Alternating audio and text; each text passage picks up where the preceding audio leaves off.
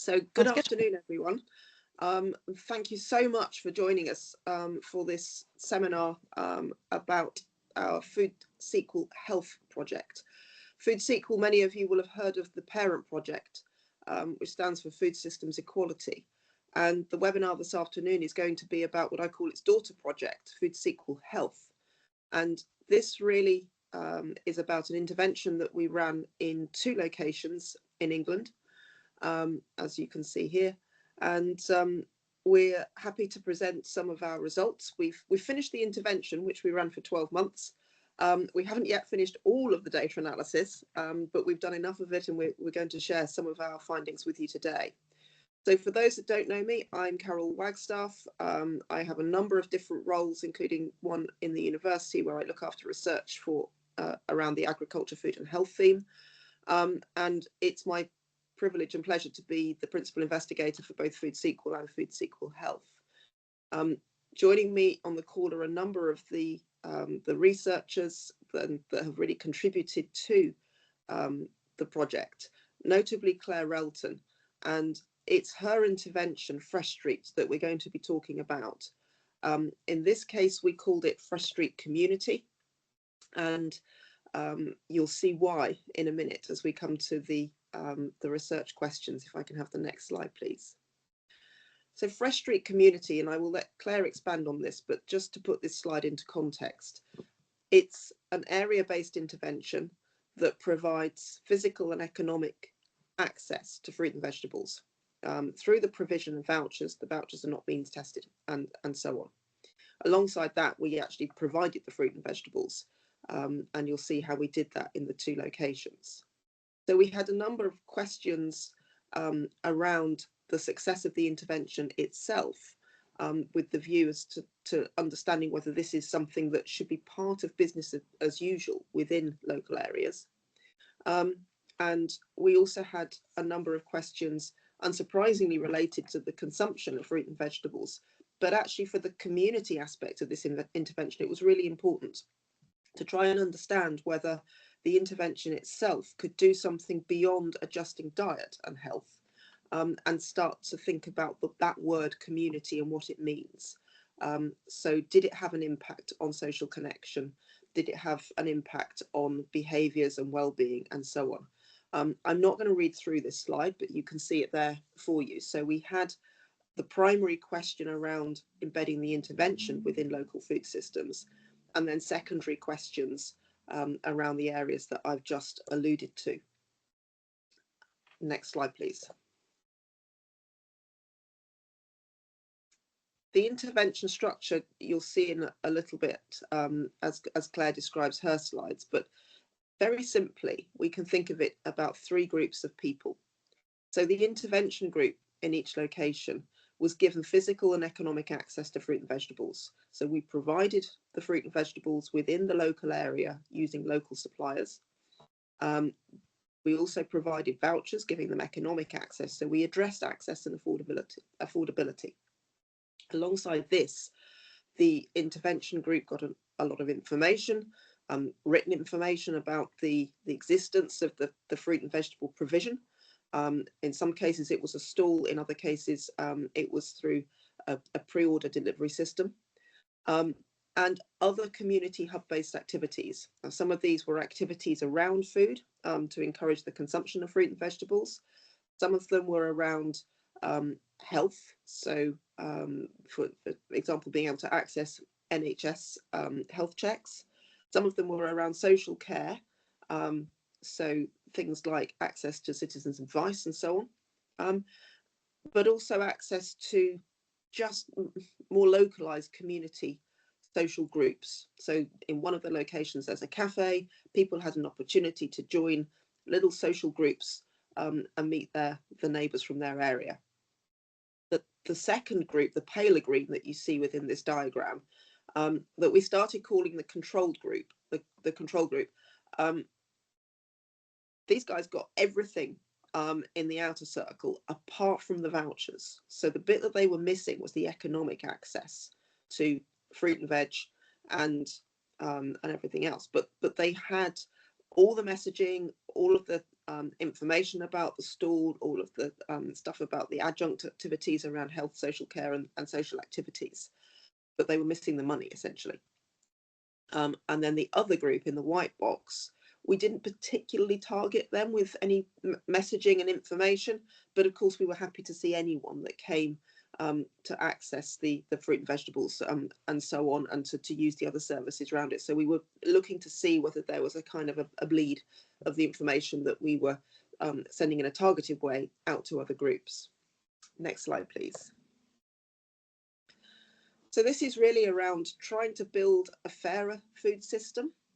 I think at the heart of this, we had in our minds that we really want people to be able to eat with dignity, to move away from the idea that people are going to be given what they eat that week, or that they don't have very much choice about what they eat that week. As you'll see later on, the quality of the produce that was on offer here was absolutely top drawer. And so people weren't feeling that they were having to eat end-of-life food that they might get through other sources. So in that sense, this was really important to us. It's very much a place-based intervention. It's really something that we were setting up to try and address the wider determinants of health, in this case around diet, but also around this idea of social connectivity.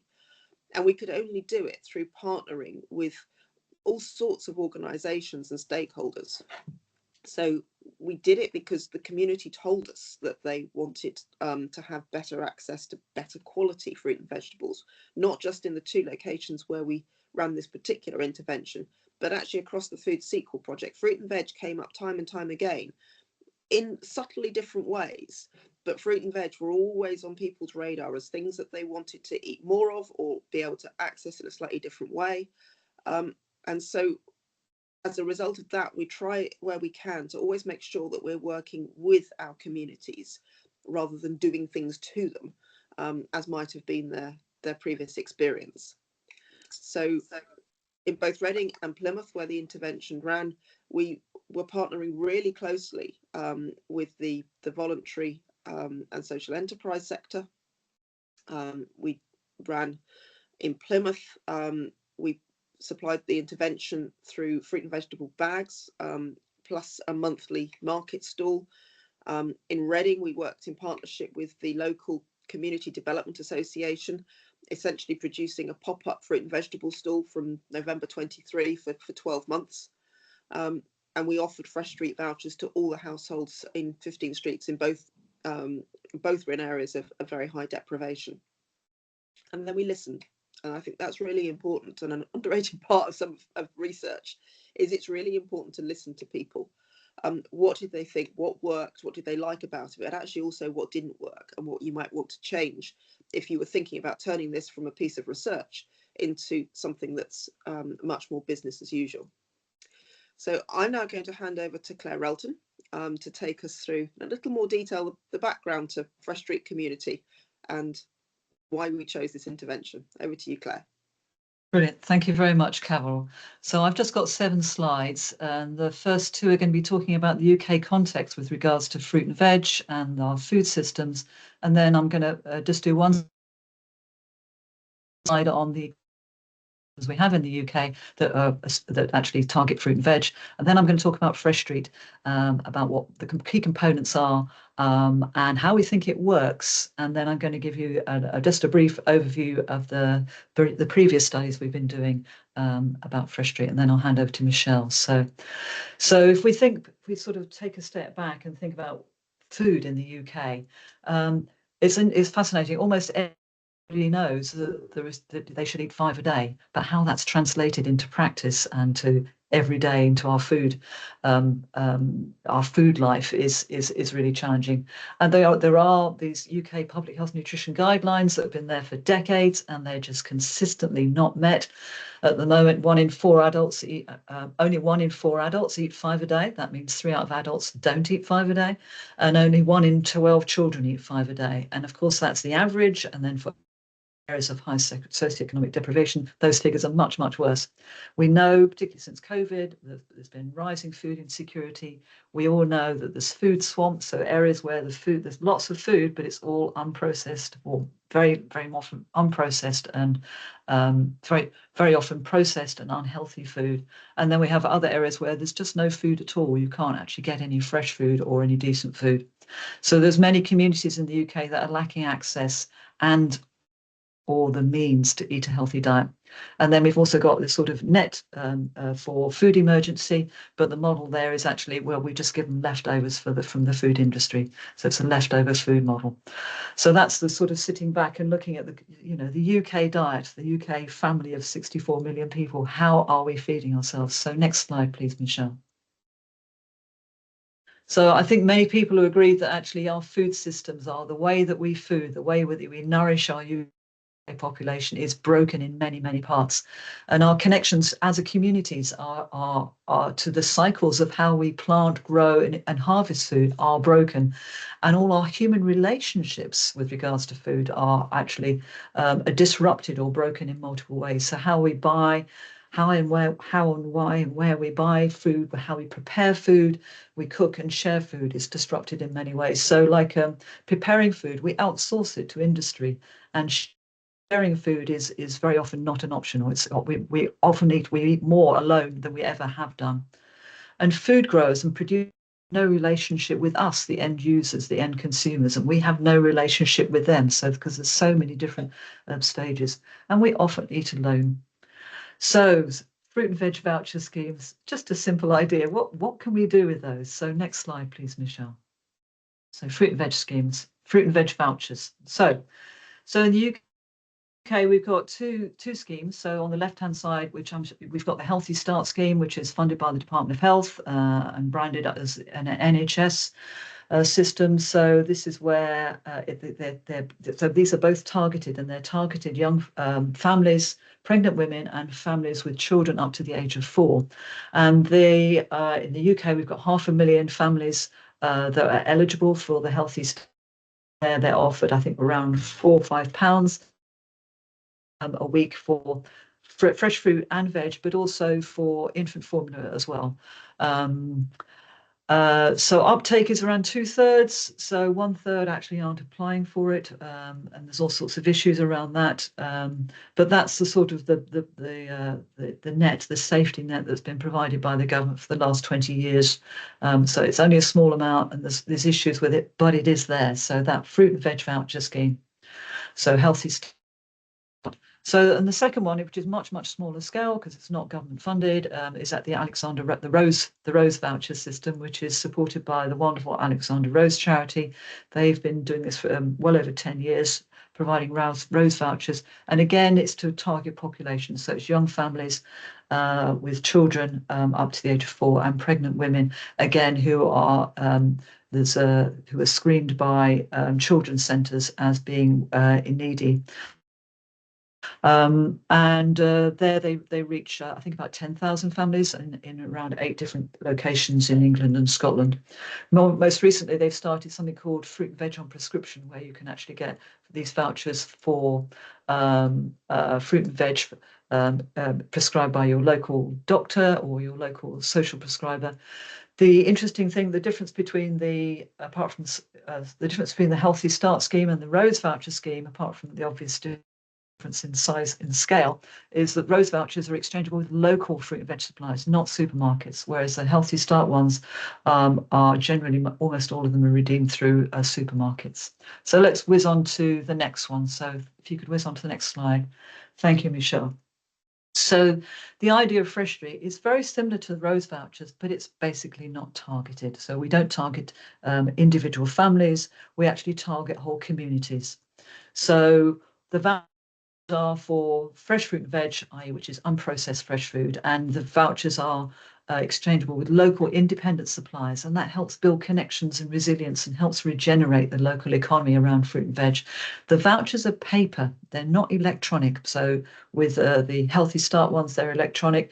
With Rose vouchers, they're paper, and with Fresh Street, they're always paper. Why paper? Well, it makes them visible. I've got one here actually. They're visible, they're tangible. If you get one, you have to do something with it. You have to look at it and decide what you're going to do with it. It's nice and simple. It's got that £1 sign. We all know what £1 means, regardless of our age, ethnicity, education, etc. It's easy to communicate, and it's got some nice pictures of fruit and veg in, and you can share it. You can share it. You can talk about it. You say, "Hey, husband dear, or children dear, what shall I do with these vouchers?" Or neighbour, "I've got too many of them." So they work as connectors. These lovely little paper work as connectors. So the last thing, as I said, we take a place-based approach. So everybody, every household, or every child in a particular school is eligible, and it's not tested. So that's the big difference. So next slide, please. So in terms of how we describe what Fresh Street is, we describe it as a multi-component. If you click back, Michelle. So a multi-component place-based approach for food security, diet, health, and community. So food, something we all need every day throughout our lives. So Fresh Street, so basically it's vouchers for fresh fruit and veg. The vouchers are paper, so they're shareable. Everybody in an area is eligible. There's no means testing, and the vouchers can be used with local independent, only with local independent fruit and veg vendors. So the fruit and veg stalls, shops and vans. And we think, if you look over to the right-hand side of this slide, that actually this went over long actually means that the diet quality of people improves. And if we eat better, we get better health. We all know that, which then has an impact on our wonderful health services in reduced GP visits and hospital stays, increases our life satisfaction. We know good food increases how we feel about life, and the way that the Fresh Street idea is played out is it increases social contact and cohesion, and we know that people are becoming more and more isolated. So aims to increase the capability, opportunity, and motivation to change our behaviours with regards to our disconnected and broken food systems, so that we are healthier in so many different ways. If you click the next bit for me. Yeah, thank you. And then I've really enjoyed working with the Reading and Plymouth team, where we've actually taken this idea and thought, well, let's connect it to a community base, to a community centre or a community garden or a nursery or a school or a city centre market. So Michelle and the team are going to talk more about that. Next slide, please. So here's some examples. So if we think of that slide before about disconnection, here we've got the vouchers can be used to help reconnect people to the growing. So we've got an organisation up in North Nottingham that's actually giving vouchers from a community garden, so to try and regenerate connection to a community garden and within the community. By making paper vouchers, you have to give paper vouchers to somebody else, so it increases the human contact. And because it's fresh, it means that you can't just whack it in the microwave. It actually means you need to prepare it, which means you can involve other people in the preparation of it, and therefore that facilitates eating together. Next slide, please. So just very briefly, we've run a number of projects, and this is the third project we've run in 8 areas, urban areas of high deprivation, with 1,000 households now have actually been offered the vouchers. We found very high levels of acceptability, and we've developed and improved the whole system in terms of we've got this lovely app that vendors can use to scan the vouchers, and we've done a variety of study designs, and we've collected lots of data, which the team are now going to tell you about. So I'll hand over now to Michelle. Hi, it's lovely to be here. I'm Michelle. I'm a postdoctoral research associate on the Fresh Street Health project. I'm going to go through about 9 slides, and I'm just going to summarise what Fresh Street Community is before going on to some of the results from the Reading specific site. So as we've heard, Fresh Street is paper-based vouchers, but there's also a letter and public health messaging that are sent to residents and put through their doors, which welcomes them to the Fresh Street, but it also gives some messaging around public health. It also gives vegetable-based recipes. And then this has been combined with a community centre. So in Reading, it was a pop-up market stall. And in Plymouth, it was fruit and veg bags and boxes with a pop-up market stall at a big local events monthly. In Reading, there's also been the opportunity to attend NHS health checks. And as Carol's previously mentioned, the ability to meet with citizen advice if needed. And in Plymouth and Reading, there's been activities that are run alongside, cooking activities, etc. So I will just go on to the intervention design. So the intervention in 2 locations was the same. What differed was the number of streets, but the number of households included was 300. So in Whitley, Plymouth, there were 2 streets. They are very long streets, and there's 300 households in total. And the inclusion criteria was that it was an area of high indices of multiple deprivation and close to a community hub. And this was the same again in Reading.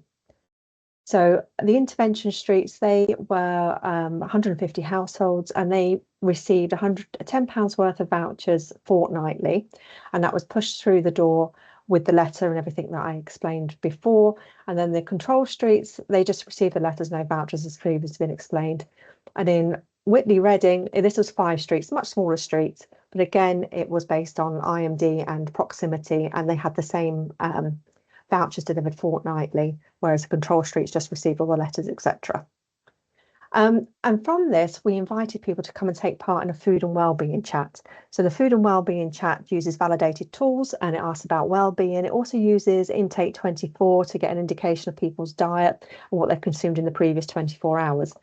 And we've completed this at the 1/10. We completed this at the baseline stage, and then we followed up, and then there will be another follow-up stage as well. And then from here, people were invited to provide hair and urine samples for biomarker assessments. Manik will explain this a bit later on in the presentation. But this is the intervention generally for both sites. I'm now just going to go into the Fresh Street community. And this is a picture of the lovely pop-up market stall and the gorgeous produce supplied by Belcher and Son. And that runs every Saturday, 9:30 to 11:30. This slide is demonstrating some of the key time points in the project.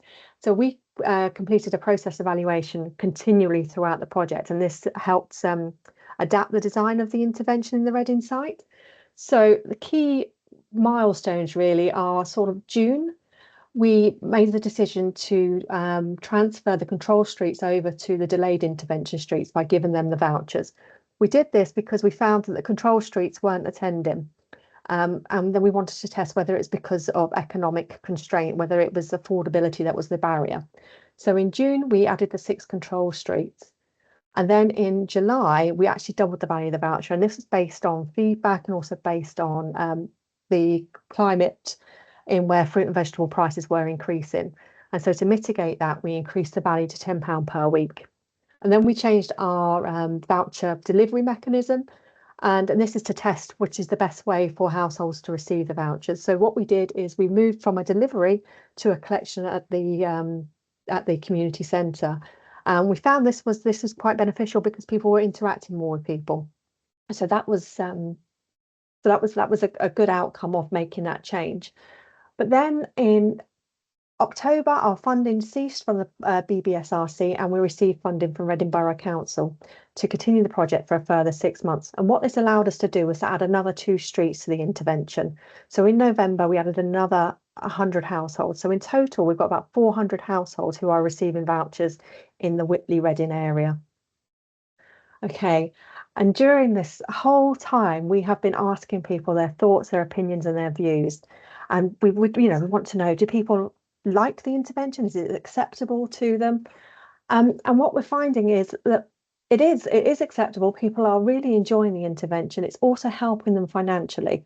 We've got some quotes here, with family size is changing. So their stepson's moved in, and now they're able to afford to feed him because they've got the vouchers. We've got other people who have said, they've been struggling financially, but the fruit and veg vouchers have helped them to cope with that. And other people have mentioned about the community and the fact that they can come to the store and they can have conversations.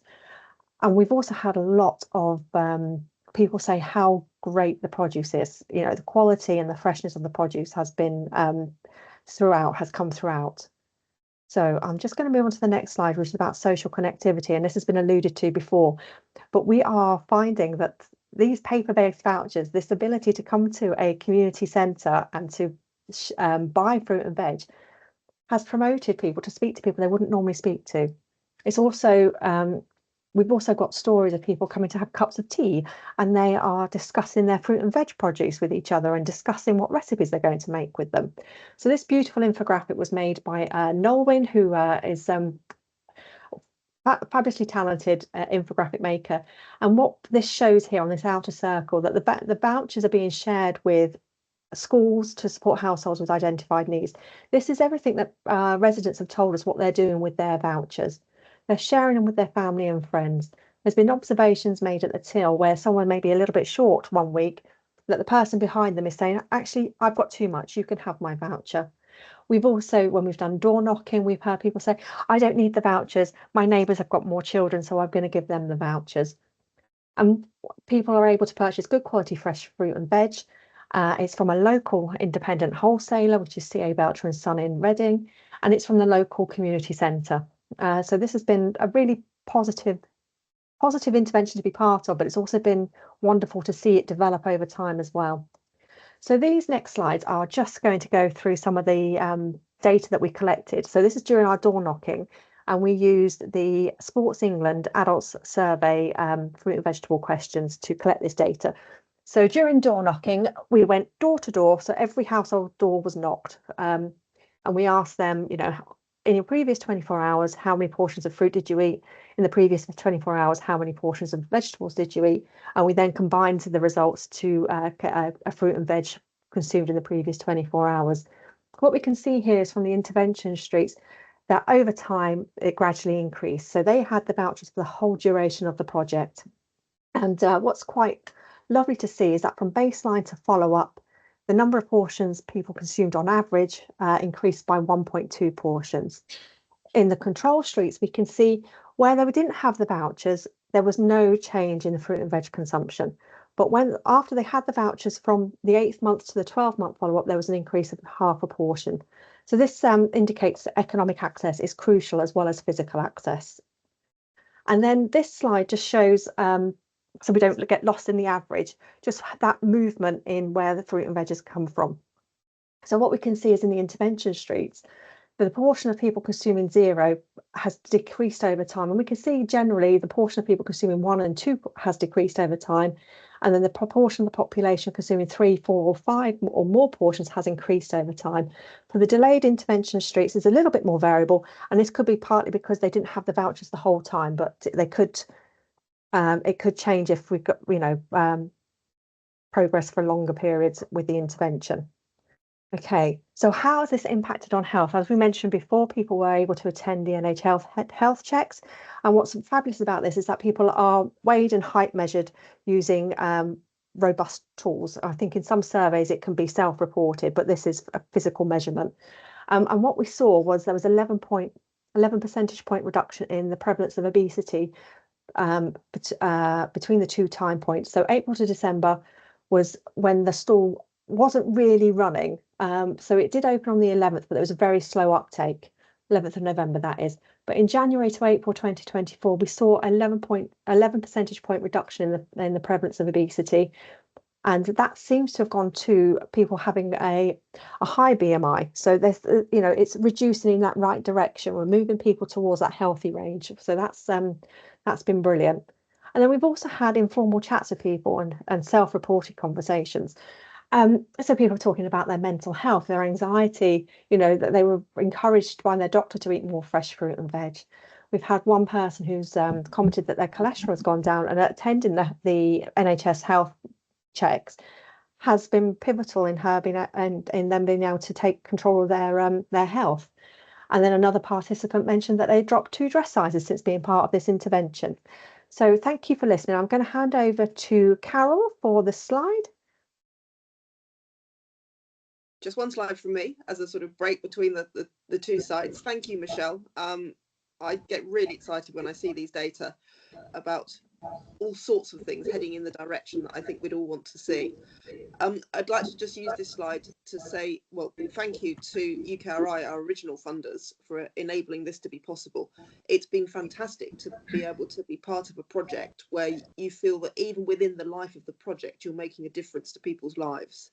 But I'd really like to say a huge thank you to Reading Borough Council, who are using their household support fund at the moment to ensure that this intervention didn't fall off a cliff when we reached the end of the funding period, that they are continuing to financially support the stall, both the vouchers and the staffing it takes to run the stall, right through until April. And at that point, we have a decision to make. We need to basically see whether a funding application we've made has been successful, which will enable us to continue the intervention and expand it into schools and more into family settings and so on. So it's a watch this space on that case, in that case.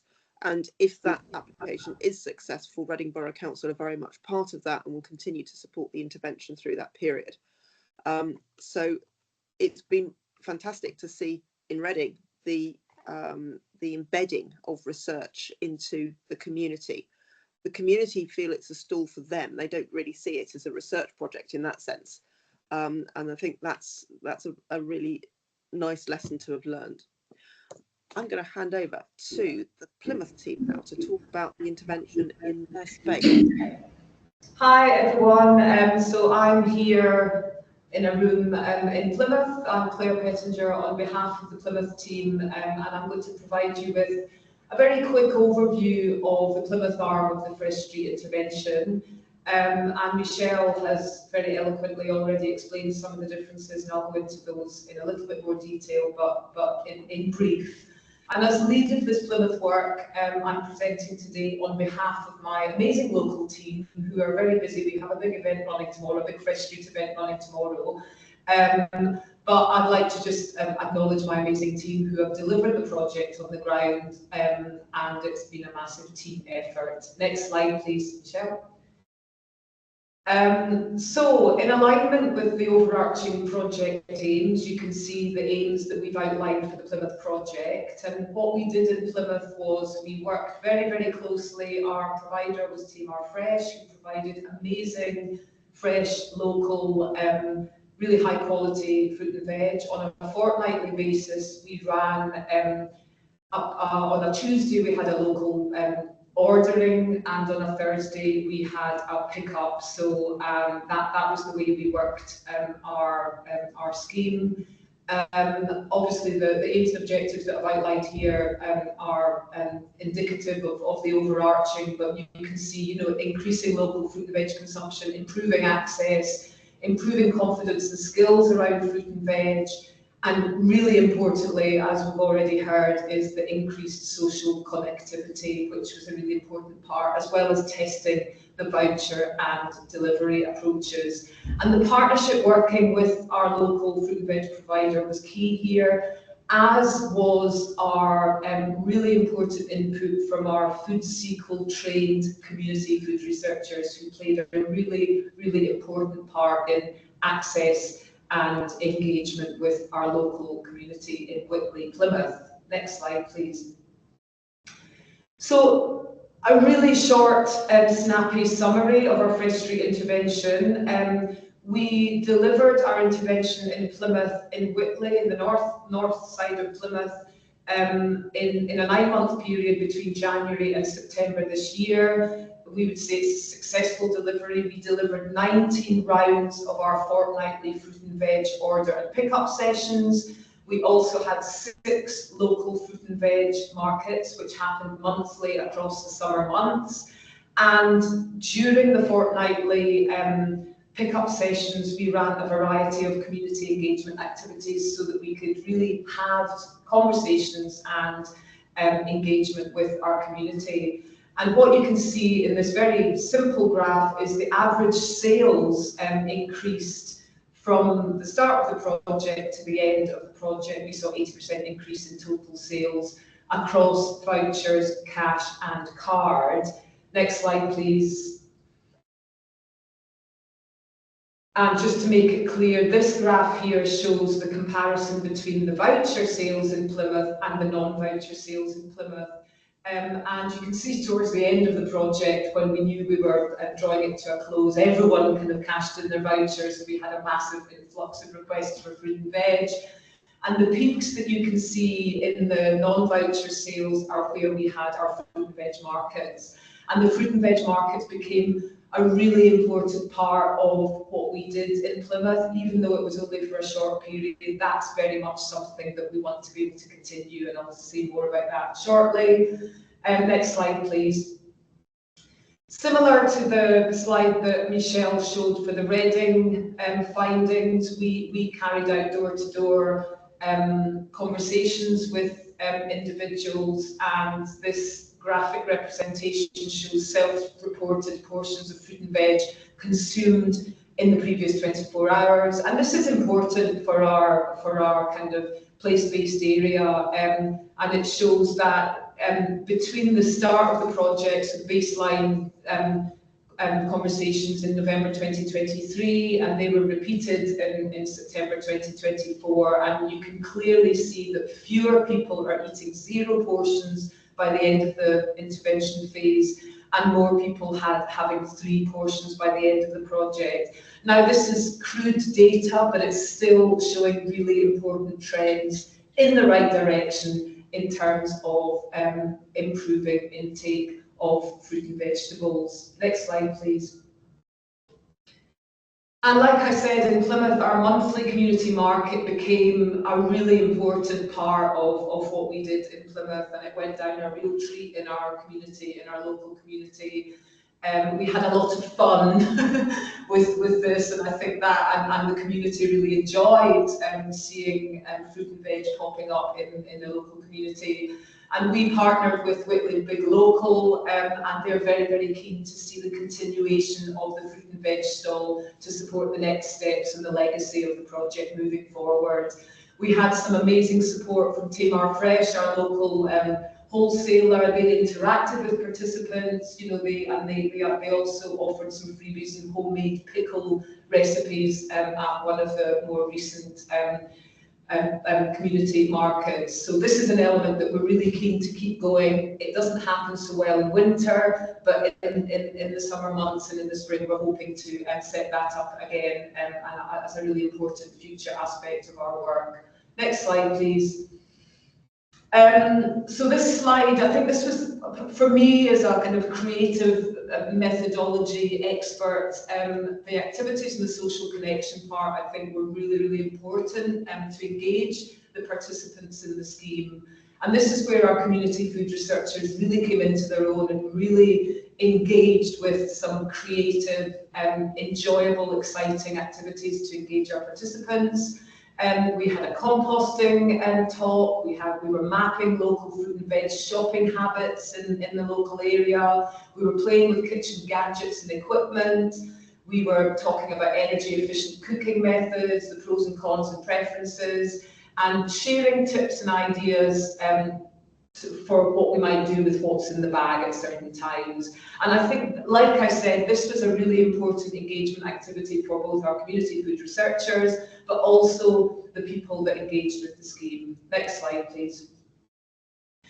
And this slide here, I know it's quite a lot of text here, but the participants in our local area really did engage with the scheme, and these testimonials confirm this. Michelle's already given some similar testimonials. The quality of the veg got a massive positive feedback. It lasted a long time, but self-reported health benefits, the friendliness, the welcome. I'm eating much healthier and lost 4.5 stone since I started using Fresh Street, which speaks for itself. Encouraging people to participate, eat fruit and veg, and it's nice to be part of this community, and it has encouraged me to participate in things that I wouldn't have earlier. And, you know, again, testimony to the fact that people were collecting bags of veg and they were distributing it to their neighbours and family members, etc. So that was a really positive. So I think this is, and our community food researchers had indicated that they saw people attending and engaging in this project who had not really been seen in the community very often before, and I think that was some really interesting friendships being made through the project.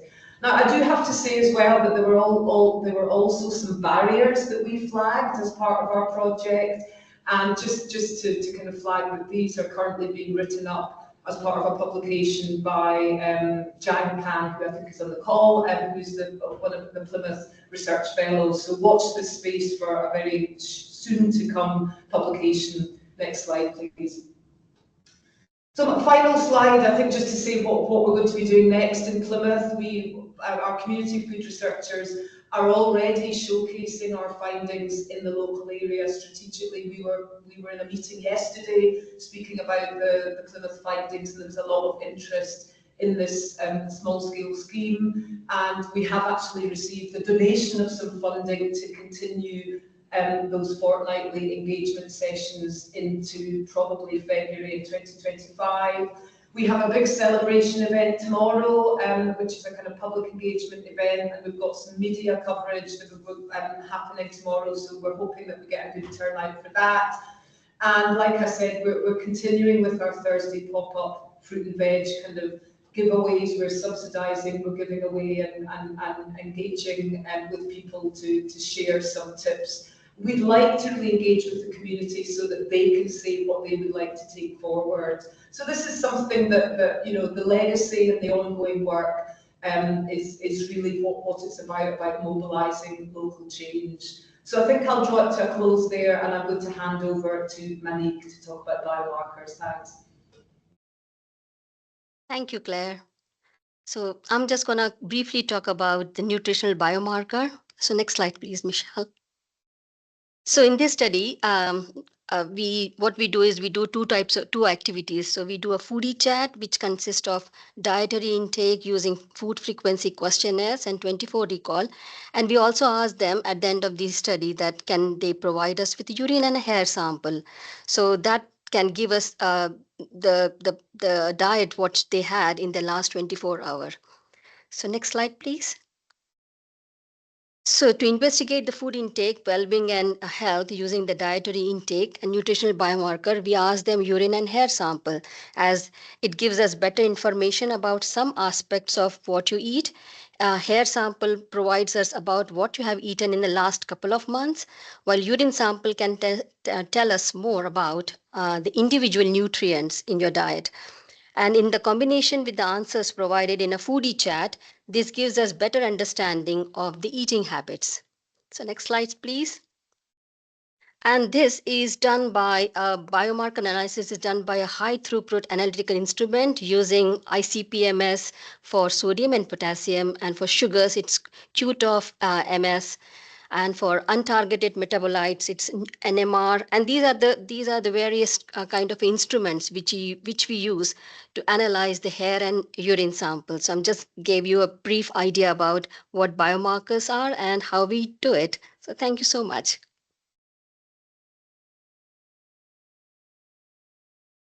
Thank you, Monique. Okay, so I just want to bring us back to the changes that we saw in terms of the dietary intake of fruit and vegetables in the two places, and to put the information from the two locations side by side.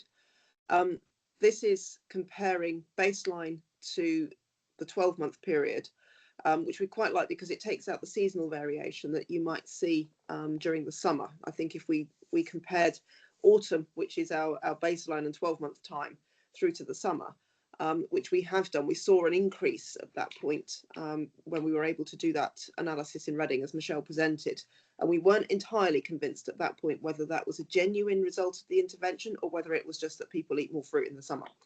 Anyway, when you move through to the full 12-month period, I think this gives us a degree of confidence that we're seeing that in Plymouth, the increase has been around about a portion a day in terms of total fruit and veg consumption. In Reading, a little bit more than that, about 1.25 portions a day of fruit and vegetables more than they were consuming at baseline. This clearly is moving things in the right direction, what we would like to see. And I think the results that we saw from both locations in the reduction of people that were eating no fruit and veg is really important. We're going to work with some health analysts and health economists to try and translate this into what it means for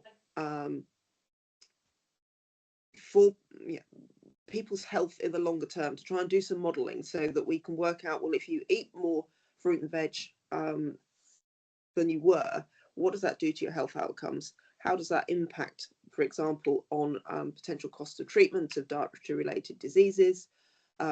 Is it going to shift people towards being able to work more productively? All these sorts of metrics that the government's quite interested in, with the caveat that these are relatively small population groups at the moment. We targeted a reasonable number of households. Clearly, we're not reaching all of the households within our intervention groups. I don't think we ever expected to reach all of them. We hit roughly the same proportion that we intended, which was in line with Healthy Start vouchers and the other kinds of schemes, where in general you hit around 60% of the population that you're targeting. So there are still some non-engagers, and the evaluation of the intervention and the process in evaluation will help us unpick a little bit why people are not engaging. But nevertheless, I think this is showing that you can do an intervention within a population group and you can make a real difference over a relatively short period of time. I have to say, when we started this work, when we put it together, we weren't sure that we would be able to see a shift in such a short period of time. And we certainly weren't sure that we would be able to observe a shift in health-related metrics. And yet we have. And I think that's quite unusual and quite extraordinary, and something that makes me think that we really are on the right track here. So if I could just have the next slide, please. Thank you. So to try and bring this to some kind of conclusion, that we've established that Fresh Street community is very much acceptable to householders, that I think it addresses the eating with dignity kind of aspect to it, that this is high quality fresh fruit and vegetables. People don't feel that they're being given something second rate because they're in a deprived community. The stalls have been really popular in both locations. I think people feel that they have choice. If you like, it's an edited choice in the sense that you can only exchange the vouchers for fruit and vegetables, but you can choose which fruit and vegetables and what works for you, what works for your household. We've seen engagement from families, we've seen engagement from people that live as individuals, just in households of one, and that's quite different from the other kinds of voucher-based schemes, which are very much family orientated. And yet we know that there's a lot of isolation and loneliness existing within our communities, particularly from single person households. So we've seen that Fresh Street community facilitates these community connections between all kinds of household structures, which has been heartwarming to see, but I think also really important. Some of you may be aware that there's a new Independent Commission on Neighbourhoods. There's a call for evidence out at the moment, and this reflects, I think, the thinking of the present government, that of recognising the importance of community structures and of social cohesion and the kind of wider benefits that brings. We know from our evidence that we've presented that that the intervention increased fruit and veg intake amongst residents. We are getting some reports, as you've seen, that people are moving towards a healthier weight, that they have increased energy, increased sense of well-being, and that these schemes that are non-means tested but targeted within areas of high deprivation really do help to address availability and affordability. I think I'd like to finish by just reminding people, some of you will have seen that the UK Food Security Report review was published yesterday, was laid in Parliament yesterday. This intervention plus the one run by FoodSEqual up in Aberdeen were both part of a case study that appears in that review, something that we were really pleased to participate in. It's a case study because the data are so small really these days. I hope that over the next 3 years that we use the evidence that we have from this case study, that people in deprived areas tend to fall off the statistical radar, and that we need to pay attention to these areas much more. We need to understand not only the numbers associated with diets and health in those areas, but the context as to why people make the choices they do, or indeed whether they even have choice at all to what they do. So I hope that we see a response to this. Some of you will have also listened to the Secretary of State yesterday, it's been a busy week, who announced that the government is going to turn its attention back to the food strategy in January, and it intends to co-develop the food strategy with the community, building on the work from Henry Dimbleby, which I think we're very, very pleased to see. So if I just have the next slide, please, then I would like to say a huge thank you to the research team who have been working on this project in 2 locations. We have learnt a lot, and we have learnt very, very quickly. The first thing we learned is that academics are not very good at running fruit and veg stalls, but there are absolute professionals out there who were really able to implement these interventions. They were implemented differently in the 2 areas in terms of the structural way that the interventions run. And I think that was a really important lesson, that even within this intervention that on the face of it looked relatively straightforward to roll out, we needed to make it locally agile, locally adaptable, and relevant to those particular settings where we were doing it. So we've had a number of postdocs, we've had a number of community researchers in both locations, and Claire, I think, put this really well. We could not have done the work without our community food researchers. They provide an insight, they provide a connection directly with the residents in their area, and they provide real inspiration and creativity that perhaps we don't have within our academic setting, as to how we can run activities that really help to engage people with the fruit and veg intervention and with their own local areas. And thank you to everybody, both those of you that have presented on this webinar, but the teams that sit behind them that help us all do our jobs better. So I will end there with the final slide, which is to invite questions from anyone in the audience. You can either put them in the chat, or you can raise your hand and actually talk to us. We'd be very happy to hear from you.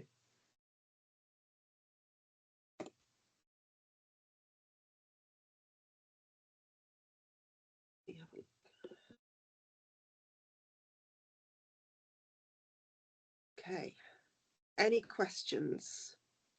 If you have a question, please raise your hand. Is that Xiaofeng? Yes, thank you very much.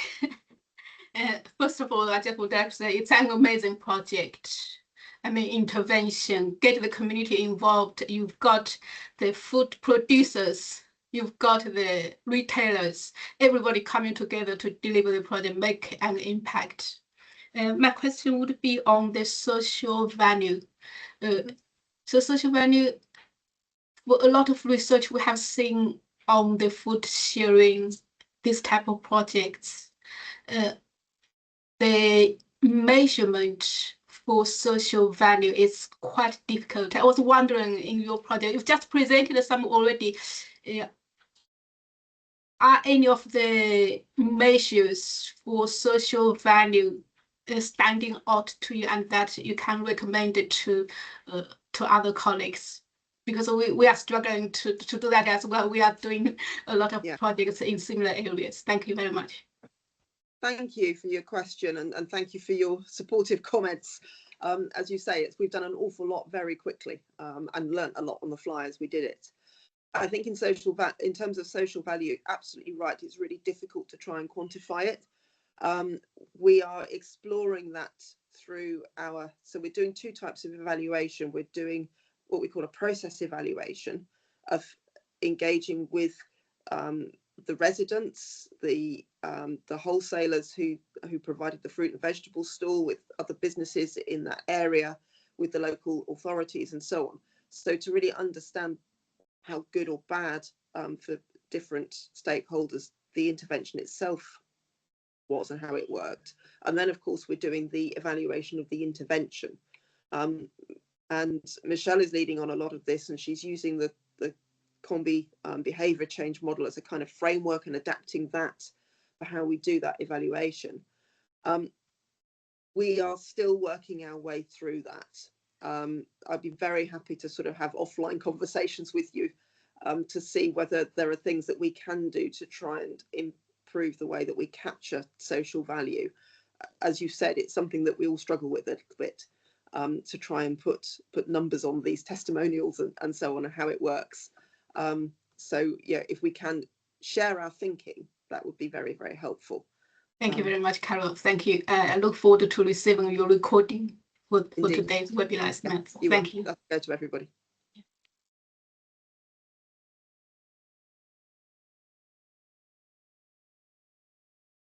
Anyone else? Lots of you on the call, which was lovely to see. And as Jane said at the outset, we will make the whole recording available. And I think if people wanted some slides separately, then we can probably arrange that as well. And just to remind people that the evaluation is ongoing. These are quite early data at the moment, and therefore quite high level. We will be publishing both in the traditional academic sense, but also we will be producing higher level summaries for our policymaker friends and the so for different audiences, whether that's people that are from different government departments that may be influencing policy making, but also resident facing summaries as well, so that people can see how their involvement in research has been used and how it's made a difference to people in their area. So if we're not seeing other questions, if people are happy, then I'd like to thank you all again for joining the webinar. I hope you found it useful and insightful. I hope we've managed to communicate some of our enthusiasm for the work that's grown throughout the project, and we'll keep you informed of the next steps.